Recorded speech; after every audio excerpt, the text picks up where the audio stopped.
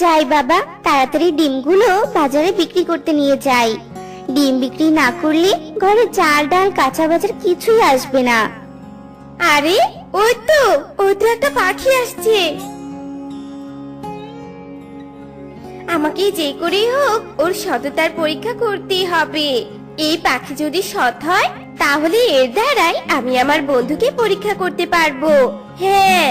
এসব ভেবে সোনার পাখি জাদু করে এক হাড়ি মোহর রাস্তার মাঝখানে ফেলে রাখে। এ কি, রাস্তার মাঝখানে এক হাড়ি মোহর কে ফেলে গেল? আশেপাশে তো কাউকে দেখতে পাচ্ছি না। না বাপু, যেমন আছে তেমনই থাক। কার না কার সম্পদ যে ফেলে গেছে সে এখান থেকে এসে নিয়ে যাবে। মনে হয় ভুল করে রেখে গেছে। যাই বাবা, এখানে সময় নষ্ট করে লাভ নেই, আমার দেরি হয়ে যাচ্ছে।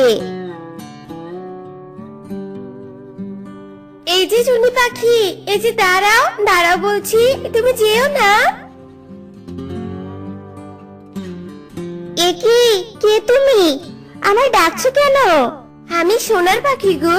আমি বড্ড বিপদে পড়ে গেছি, তাই তোমার সাহায্যের প্রয়োজন। আমি একজন সৎ পাখি খুঁজছিলাম জানো। আর তুমি মোহরের লোভে না পড়ে আমার সততার পরীক্ষায় উত্তীর্ণ হয়েছো। এবার চলো চলো আমার সাথে, আমি যে সৎ পাখিকে খুঁজে পেয়েছি। কিন্তু আমি কোথায় যাব? আমার বন্ধু নীলপরি এক দুষ্ট তান্ত্রিকের অভিশাপে নিম গাছে বন্দী হয়ে আছে। তান্ত্রিক বলেছে একমাত্র সৎ পাখির ছোঁয়াতে আমার বন্ধু নীলপরি নিম গাছ থেকে মুক্ত হতে পারবে। তুমি অনেক সৎ পাখি, চলো না আমার বন্ধুকে মুক্ত করবে। কি বলছো তুমি? তোমার বন্ধু নীলপরি নিম গাছে বন্দী হয়ে আছে? আহারে, বেচারি কতই না কষ্ট পাচ্ছে।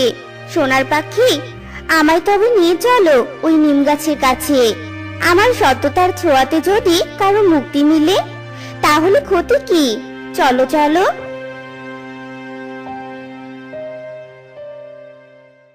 সোনার পাখি সে কখন গিয়েছে সৎ পাখি খুঁজে আনতে, এখনো তো এলো না। আমি কি এই নিম গাছে সারা জীবন বন্দী হয়ে থাকবো? আমার যে ভীষণ কষ্ট হচ্ছে। আজ আমার এত শক্তি থাকতেও আমার কোনো শক্তি কাজে আসছে না।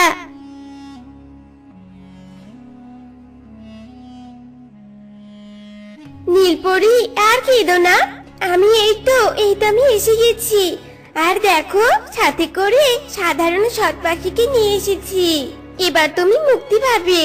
ও টুনি পাখি, আর দেরি করো না গো, নিম গাছটা একটু ছুঁয়ে দাও তো, আর আমার বন্ধু নীলপরিকে মুক্ত করো। হ্যাঁ হ্যাঁ, নিশ্চয়ই।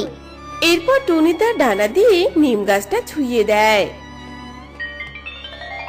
আর সাথে সাথে নিম গাছ অদৃশ্য হয়ে ওখানে এক সুন্দরী নীলপরি প্রকট হয়।